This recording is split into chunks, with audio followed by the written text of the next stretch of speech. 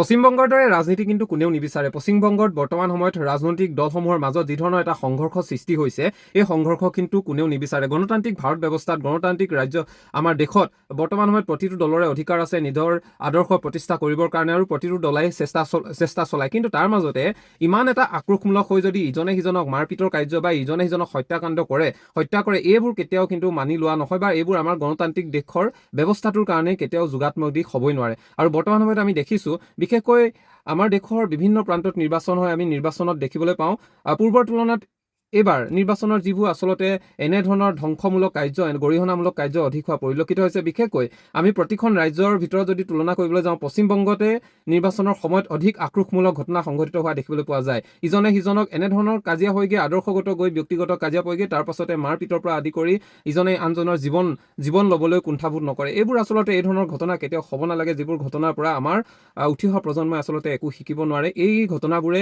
আমাৰ উঠি অহা প্ৰজন্মৰ মনত কিন্তু বিৰূপ প্ৰভাৱহে পেলায়।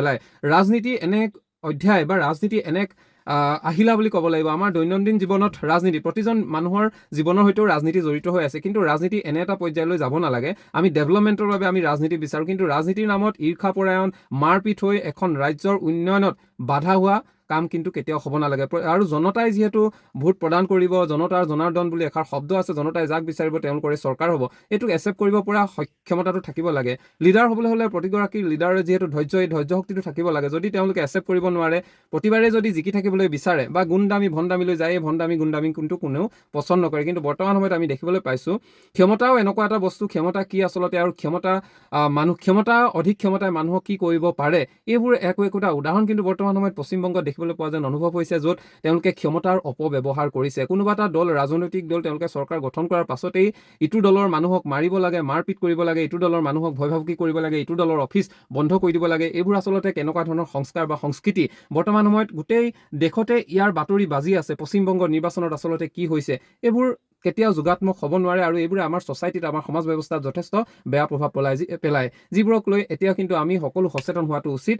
আমি ভোট প্ৰদান কৰোঁতেও সকলো ভোটাৰ ভাবিব লাগে, আমি ভোট প্ৰদান কৰোঁতে আমাৰ ভোটটো বহুমূলীয়া ভোট, কিন্তু সেই বহুমূলীয়া ভোটটো এতিয়া আমাৰ ক'লৈ গৈছে? বহুমূলীয়া ভোটটো আমি 2 টকা 3 টকাত বিক্ৰী কৰিছোঁ নেকি? এইবোৰ প্ৰশ্নও কিন্তু আমাৰ মনলৈ আহিছে, আৰু এই প্ৰশ্নবোৰ কিন্তু নিজক প্ৰশ্ন কৰাটো উচিত। আমি আমাৰ প্ৰকৃত নেতাক আমি জয়ী কৰাইছোঁনে, বা আমি ৰাজনৈতিক দলটোক আমি জয়ী কৰাইছোঁনে? এনেধৰণৰ প্ৰশ্ন আমাৰ মনলৈ অহাটো স্বাভাৱিক। সেয়েহে যদিহে আমি বিচৰা মানুহজন জয়ী হোৱা নাই, বা অন্য এটা দলৰ তেওঁ জয়ী হৈছে, এইখিনি আমি একচেপ্ট কৰিব লাগিব। কাৰণ আমি বেয়া পালেও বাকীবোৰসকলে ভাল পাইছে, তেখেতৰ কৰ্মৰ দক্ষতা দেখিছে, আৰু তাৰ ফলশ্ৰুতি তেখেতক বিচাৰিছে, এইটো একচেপ্ট কৰিব লাগিব। যদি এইটো একচেপ্ট নকৰি কাজিয়া মাৰপিট কৰে, এটা ৰাজনৈতিক দলৰ মানুহে আনটো ৰাজনৈতিক দলৰ মাৰপিট কৰে, তেনেহ'লে এইখন আচলতে কি হৈ আছে? আমাৰ মানুহ বসবাস কৰি থকা ঠাই নে অন্য ঠাই? ইয়াক লৈ কিন্তু প্ৰশ্নৰ অৱতাৰণা হয়। এই ক্ষেত্ৰত আপুনি কি ভাবে জনাবচোন। আৰু বৰ্তমান সময়ত পশ্চিমবংগৰ যি ঘটনা, এই পশ্চিমবংগৰ ঘটনা কিন্তু চাৰিওফালে বিয়পি পৰিছে, এইবোৰ কিন্তু কেতিয়াও আমাৰ কাৰণে গ্ৰহণযোগ্য নহয় বুলি ভাবোঁ।